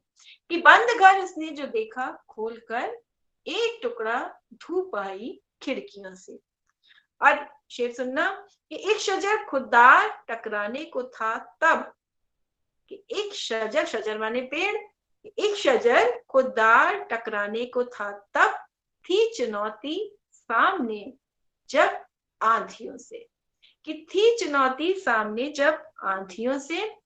और अब सबके हाथ में मोबाइल है, तो शेर सुनना, कि फोन वो खुशबू कहाँ से ला सकेगा। कि फोन वो खुशबू कहाँ से ला सकेगा, वो जो आती थी तुम्हारी चिट्ठियों से। कि फोन वो खुशबू कहाँ से ला सकेगा, वो जो आती थी तुम्हारी चिट्ठियों से। जी, तो बहुत बहुत शुक्रिया। और कविता पसंद करने के लिए, और शिशिर जी वाह वाह कर रहे हैं, तो बहुत शुक्रिया। और एक बात, मैं एक गजल के 3-4 शेर और सुनाती हूँ, और सुनना। जी ध्रुव बत्रा जी, जी बहुत शुक्रिया। और क्योंकि सुनने से भी बहुत कुछ सीखने को मिलता है, मेरा ऐसा मानना है, तो सुनिएगा। और देखिए, बहुत सारे जो आजकल ये जो मीडिया है, ये हमें ऐसे तरीके तो सुझाता है, लेकिन ये तरीके बहुत कम बताता है। तो ये बात मुझे बहुत पिंच हुई, और ये मैंने इसको, इस गजल का गरिमा जी, जी बहुत शुक्रिया। तो ये इस गजल को मैंने, इस मतले को, इस गजल में इस बात को मैंने इस मतले में रखा, कि खुदकुशी करने में, अभी सुशांत सिंह को हमने देखा, कि खुदकुशी करने में कोई शान है, कि खुदकुशी करने में कोई शान है, जी के दिखला तब कहूं इंसान। कि खुदकुशी करने में कोई शान है, जी के दिखला तब कहूं इंसान है। और सारी दुनिया चाहे जो कहती रहे, कि सारी दुनिया चाहे जो कहती रहे, मैं जिसे पूजूं वही भगवान है। बहुत सारी बातें होती हैं, और नफरत फैलाने की, इसकी उसकी, लेकिन हमें किसी की बातों में बहकना नहीं है, है ना। हमें अपने जो बात है उस पे टिके रहना चाहिए। तो सारी दुनिया चाहे जो कहती रहे, मैं जिसे पूजूं वही भगवान है। और शेर सुनना, कि टिक नहीं पाएगा कोई सच यहाँ, कि टिक नहीं पाएगा, गजल ही नहीं बल्कि आपके सुनाने का तरीका भी बहुत अच्छा। जी बहुत शुक्रिया। कि टिक नहीं पाएगा कोई सच यहाँ, झूठ ने जारी किया फरमान है, कि झूठ ने जारी किया फरमान है। और भीगती रुत कह गई ये कान में, कि भीगती रुत कह गई ये कान में, क्यों गली दिल की तेरे वीरान है, कि क्यों गली दिल की तेरे वीरान है। तो ये गजल में ये बात होती है कि आप बहुत सारी जो रंग हैं गजल में, जो दुनिया के जो रंग हैं, हमारे आसपास के जो रंग हैं, चाहे वो अध्यात्म हो, चाहे वो दर्शन हो, चाहे वो प्रेम हो, चाहे वो परिवार हो, चाहे वो समाज हो, चाहे वो दुनिया हो, चाहे वो राजनीति हो, वो सारे जितने हमारे रंग हैं, उन सबको हम एक ही गजल में, अलग अलग शेरों में ला सकते हैं। लेकिन गजल का जो डिसिप्लिन है, जो उसका काफिया और जो उसका रदीफ जो आपने तय किया है, उसको निभाते हुए। तो रश्मि जी ने वो टास्क दिया था टोली वाला और वो वाला, तो मुझे याद है कि मैंने एक गजल में भी इसका प्रयोग किया है। तो बच्चों ने यहाँ पर लिखा, और बहुत अच्छा रोचक सा लगा और मजेदार भी था। तो लेकिन मैं अपनी गजल के 3-4 शेर सुना रही हूँ इसी गजल के। देखिए कि आजकल कैसे सब बच्चे तो घरों से बाहर चले गए हैं, और जी कादरी साहब जी, तो और जो घर में माता पिता अकेले रह गए हैं, तो जो बुजुर्ग गांव में रह गए हैं, तो वहां से ये पढ़ रही हूँ कि सब बेटे बहुओं की टोली आई है, कि सब बेटे बहुओं की टोली आई है, कई बरस में ऐसी होली आई है, कि कई बरस में ऐसी होली आई है। कितने कितने अरसा हो जाता है कि परिवार के लोग सब एक त्योहार में भी नहीं मिल पाते हैं, और जो बुजुर्ग हैं वो हमारे अकेले रह जाते हैं।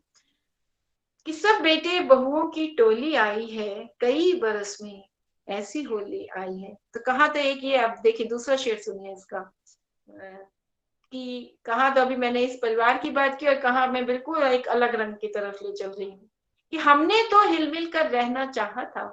अभी आप देख ही रहे हैं इन दिनों कि हमने तो हिलमिल कर रहना चाहा था, क्या कीजिए उस पार से गोली आई है।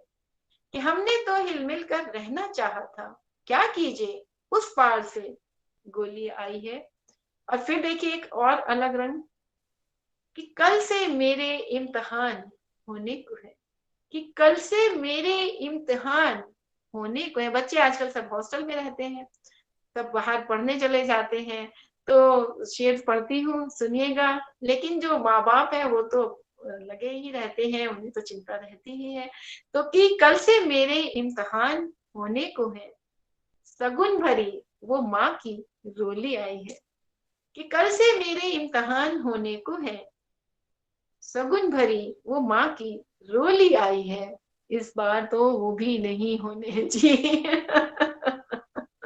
बिल्कुल बिल्कुल, इस बार तो बहुत ही मुश्किल हुआ। और जी तो चलिए, तो इम्तिहान तो लेकिन होते ही इस बार नहीं होने, लेकिन आगे भी होंगी और पहले भी होते ही रहे हैं, और जल्दी ही सब स्थितियां सामान्य होंगी।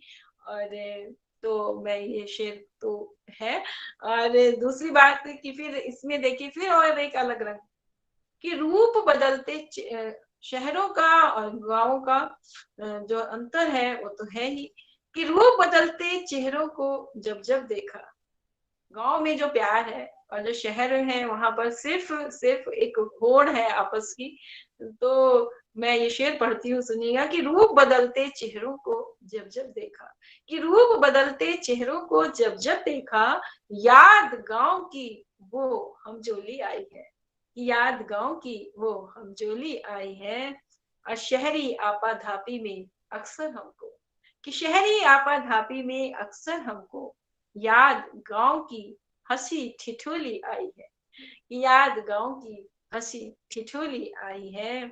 और जब से मेरे जीवन में तुम आए हो, कि जब से मेरे जीवन में तुम आए हो, खुशियों से भर मेरी झोली आई है।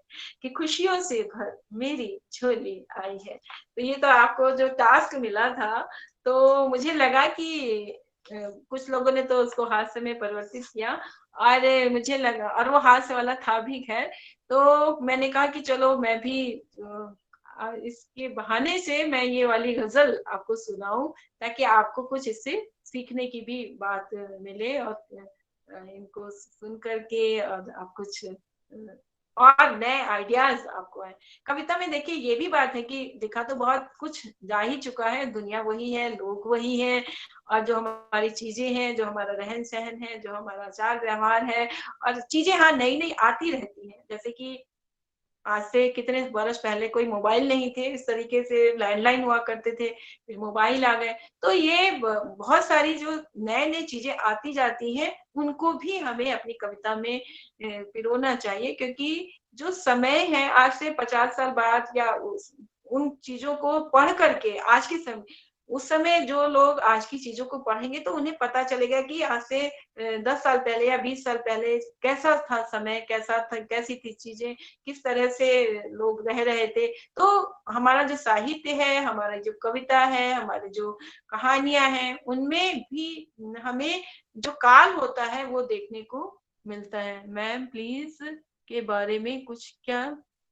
वजन के बारे में क्या मुझे दोबारा फ्लैश करें तो शायद समझ में आए। वो निकल गया जल्दी से। तो बस ये सब आप जब खुद काफी सारा आप पढ़ेंगे और बहुत सारी चीजें तो ऑलरेडी गजल में जो वज्न का रोल होता है, तो इसीलिए तो मैंने ये गजल आपको पढ़ी। गजल में वही है कि आप उसमें एक जो है ना लय जो होती है वो बहुत महत्वपूर्ण है। मैंने जो गजल आपको सुनाई उसमें आप खुद उसको गा करके देखिए, तो आप अभी यदि हम माताओं की बात करें और उसकी बात करें अभी आपको नहीं समझ में आएगी, लेकिन आप खुद से उसको देख सकते हैं। सबसे आसान तरीका यही है कि आप उसको जो भी आपने लिखा है उसको गा करके देखिए। जैसे मैंने अभी ये गजल सुनाई, ये टोली वाली, तो जो अभी मैं सिर्फ काफिया और रदीफ की बात कर रही हूँ, और एक ये जो लय है उसमें, तो उसकी बात कर रही हूँ कि आपको जब इसको गाएंगे ना, आपको तो इसको आपको जो लय है, जो रिदम है, वो आपको मिलेगा। और जो रदीफ है वो है आई है। तो जो मतलब होता है गजल का, उसमें दोनों मिसरों में जो रदीफ होता है वो आ जाता है। और जो काफिया है वो आपको देखना है कि आपने क्या तय किया है। तो काफिया जैसे था कि टोली, टोली तो पहले में तो दोनों मिसरों में, दोनों ही पंक्तियों में टोली और होली आ गया, उससे मिलता जुलता, तो ये काफिया हो गया।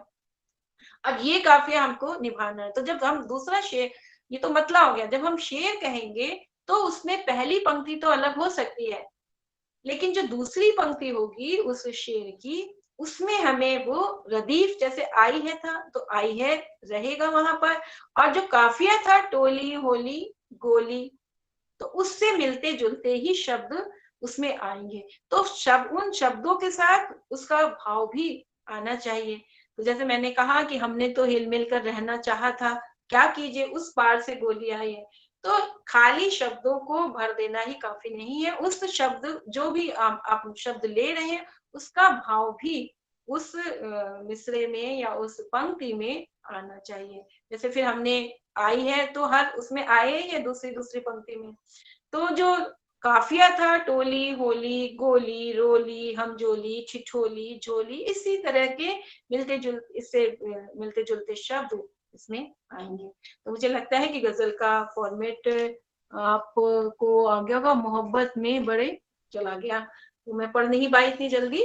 तो बहरहाल अब समय शायद खत्म होने को होगा। मैं यदि एक गजल आपको तरन्नुम में सुना देती हूँ, तो ये सुनिएगा। जी ठीक है, आपकी अनुमति मिल गई है तो मैं जरूर सुना देती हूँ। तो वही जैसे कि लय की बात कर रही थी मैं, तो जो रिदम की बात है, तो जब अभी आप सब नए नए लिखने वाले हैं, तो अभी आपको इतने उसमें पढ़ने की अभी जरूरत नहीं है। अभी तो आपको सिर्फ गजल, यदि आप, मैं सिर्फ गजल की अभी बात करूं तो गजल यदि आप लिखने जा रहे हैं तो बस काफिया रदीफ और जो उसकी लय है वो आपको खुद ही पता चल जाएगा जब आप उसको गुनगुनाएंगे कि हाँ यहाँ पर ये शब्द नहीं आना चाहिए, यहाँ पर ये शब्द आना चाहिए, आपको खुद पता चल जाएगा। और गजलें आप पढ़ें खूब ज्यादा से ज्यादा, तो आपको लिखने में भी आसानी होगी। और अभी से यदि मैं बहर की और वज़्न की और उसकी बात करूं तो ये आपके लिए बहुत भारी हो जाएगा, और इसकी आवश्यकता भी अभी नहीं है। तो ये सुनिएगा, एक गजल मैं पढ़ती हूँ, बड़ी सादा सी गजल, कि कोई आंसू बहाता है, कोई खुशियां मनाता है, कोई आंसू बहाता है, कोई खुशियां मनाता है, ये सारा खेल है उसका, ये सारा खेल है उसका, वही सबको नचाता है, कोई आंसू बहाता है, कोई खुशियां मनाता है। शेर सुनिएगा कि हम सब इस स्थिति से दो चार होते हैं। शेर सुनिएगा कि घड़ी संकट की हो या फिर कोई मुश्किल बला की हो, घड़ी संकट की हो या, सॉरी इसको दोबारा से पढ़ती हूँ, कि ऊपर कोई मैसेज आने लग गया था, तो बहरहाल मैं पढ़ती हूँ कि घड़ी संकट की हो या फिर कोई मुश्किल बला की हो, ये मन भी खूब है रह रह के उम्मीदें बंधाता है, ये मन भी खूब है रह रह के उम्मीदें बंधाता है, कोई आंसू बहाता है, कोई खुशियाँ मनाता है। जी शुक्रिया। और शेर पढ़ती हूँ, सुनिएगा कि मेरी दुनिया में है कुछ इस तरह से उसका आना भी, मेरी दुनिया में है कुछ इस तरह से उसका आना भी, घटा सावन की या खुशबू का झोंका जैसे आता है, कोई आंसू बहाता है, कोई खुशियाँ मनाता है। जी पढ़ती हूँ, शुक्रिया। और शेर सुनिएगा।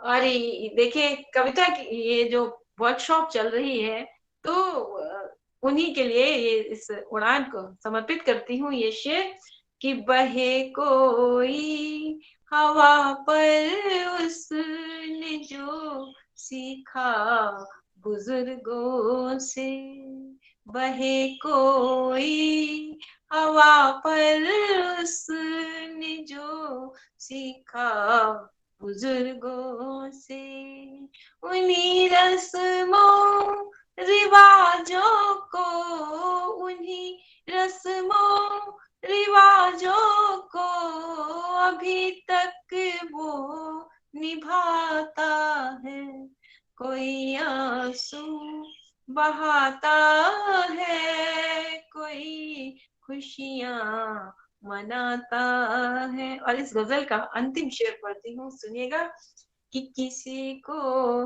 ताज ताज ताजमहल, कि किसी को ताज मिलता है, किसी को मौत मिलती है, किसी को ताज मिलता है, किसी को मौत मिलती है, ये देखे प्यार में मेरा मुकद्दर क्या दिलाता है, कोई आंसू बहाता है, कोई खुशियाँ मनाता है। तो जी बहुत शुक्रिया कादिर साहब। तो ये गजल मैंने सुनाई, और बहुत मुझे नहीं लगता कि इसमें कोई कठिन शब्द है जो कि आपको जिसका अर्थ बताने की जरूरत पड़े, तो बहुत आसान शब्दों में और कविता कहनी चाहिए, और जो संवाद आप जो दूसरों के साथ अपनी कविता के माध्यम से स्थापित कर सके बोलचाल की भाषा में, वो कविता सबसे अच्छी होती है। और जी चंद्रप्रभा जी, जी बहुत शुक्रिया। और कविता में बहुत एक ताकत होती है, और बड़ी से बड़ी बात को आप कविता में कह सकते हैं। और मैं एक बिहारी का दोहा आपसे शेयर करती हूँ कि राजा की नई नई शादी हुई थी, और वो तो फिर शादी हुई तो वो इधर सब भूल भाल गए और अपनी नई नई शादी में और अपनी गृहस्थी में और उसमें बीवी के उसमें जो है ना वो रम गए।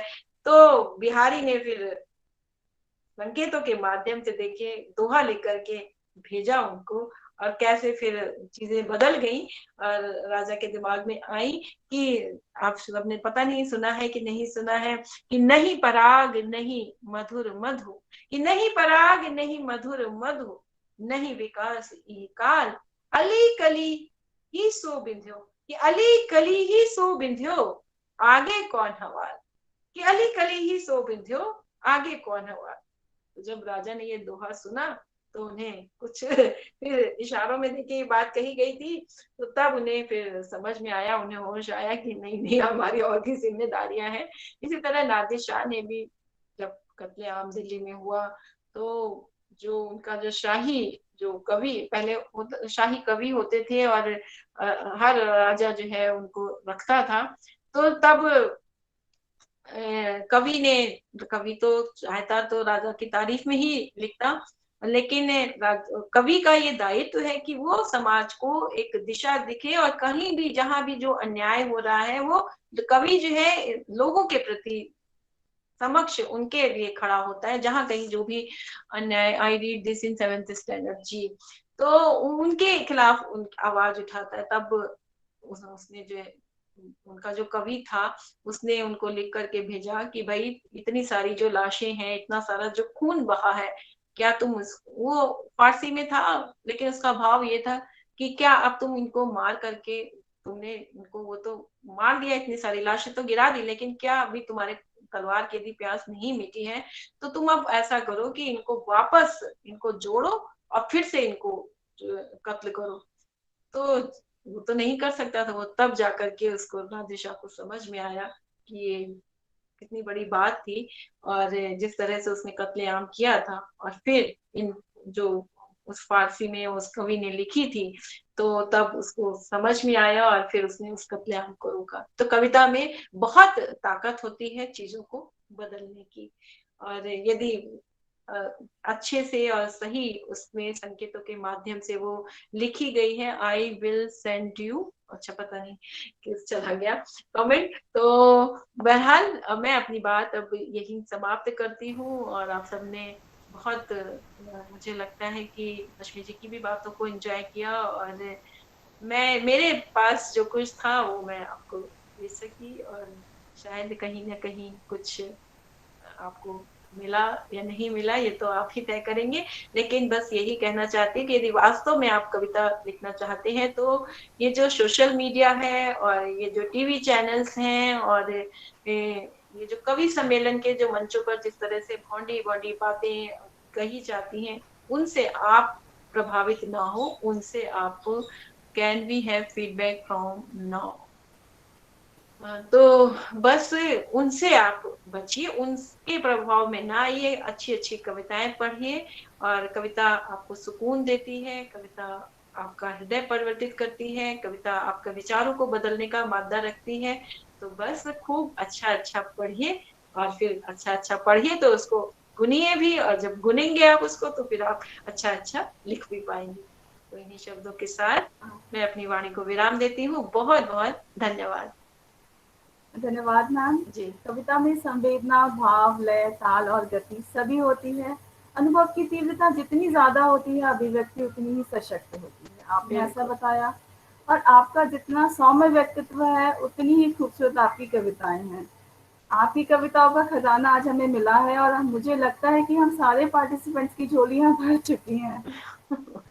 और जैसे कि आपने कहा कि जो काव्य है कवि की दृष्टि भी परिवर्तित कर देता है, मैं आज्ञा चाहती हूँ 2 पंक्तियां सुनाने की। बिल्कुल बिल्कुल। कि पहले जहाँ फूल खिलता था वहीं दृष्टि जाती थी, पहले जहाँ फूल खिलता था वहीं दृष्टि जाती थी, अब जहाँ दृष्टि जाती है वहीं फूल खिलता है। यानी कि यही दृष्टि की बात है। बस यही दृष्टि की बात है जी। अब एक औपचारिक धन्यवाद मैं आप सभी का कर दूं। आज हमारे समक्ष मुख्य वक्ता के रूप में आदरणीय डॉक्टर रश्मि जी हैं, उनका बहुत बहुत धन्यवाद। बहुत ही खूबसूरत तरीके से उन्होंने रसों के बारे में हम सभी को बताया। आदरणीय ममता जी जितनी खूबसूरत है, आज के हमारे दोनों वक्ता जितनी खूबसूरत हैं उतना ही उनका उतनी ही खूबसूरत हमारी मंजरी जी हैं और सारे बच्चे भी क्योंकि सब बहुत खूबसूरत है दिल से। आप दोनों का बहुत बहुत धन्यवाद। कॉलेज के प्राचार्य डॉक्टर प्रवीण गर्ग जी जिनके सहयोग व आशीर्वाद से ये वर्कशॉप संपन्न होती है, मैं उनका भी बहुत बहुत धन्यवाद करती हूँ। आदरणीय डॉक्टर प्रदीप कुमार जी जो कन्वीनर हैं एकेडमिक अफेयर्स कमेटी के, आपका भी सहयोग इस वर्कशॉप में प्रतिपल मिलता रहता है हमें, आपका भी बहुत बहुत धन्यवाद। इसके अलावा आदरणीय डॉक्टर YK शर्मा जी, जो कि स्वामी श्रद्धानंद कॉलेज में के अंग्रेजी विभाग में ही एसोसिएट प्रोफेसर हैं। सर, आपका बहुत बहुत धन्यवाद, क्योंकि आपके सहयोग से ही है कार्यशाला संभव हो पाती है। टीम उड़ान, जिसकी मैं भी सदस्य हूँ और हम बहुत सारे सदस्य हैं, लगातार प्रयासरत रहते हैं कि विद्यार्थियों की रचनात्मकता व कलात्मकता को हम उभार सकें, और इसी प्रयास में ये वर्कशॉप या हमारी जितनी भी वर्कशॉप चलती हैं, ये हमारा एक प्रयास रहता है। इसके अलावा टीम श्रद्धानंद, जो कि टेक्निकल की संभाल रही हैं और बहुत सारे इश्यूज सॉल्व करती हैं, आप सबका बहुत बहुत धन्यवाद। और जो सबसे महत्वपूर्ण धन्यवाद है, वो हमारे प्रतिभागियों का धन्यवाद है, क्योंकि अगर वो नहीं होंगे, हमें कोई सुनेगा नहीं, तो हमारी इस वर्कशॉप का कोई महत्व नहीं रह बिल्कुल जाएगा। बिल्कुल। सारे प्रतिभागी जो देश के कोने कोने से आए हुए हैं और इस वेबिनार की और इस ऑनलाइन सेशन के द्वारा जुड़े हुए हैं, मैं आप सभी का धन्यवाद करती हूँ। सभी को बहुत बहुत धन्यवाद। बहुत बहुत धन्यवाद। मैं उस समय का इंतजार कर रही हूँ जब ये सारे बच्चे मेरे सामने होंगे और मैं इन्हें छू पाऊंगी। मैम, जरूर ऐसा जरूर बिल्कुल। होगा मैम। बिल्कुल। धन्यवाद। धन्यवाद।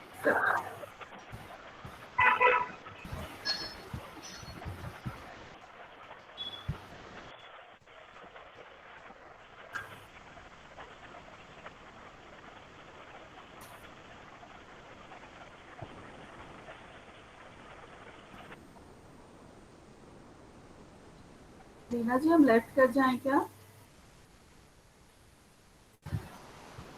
रीना जी,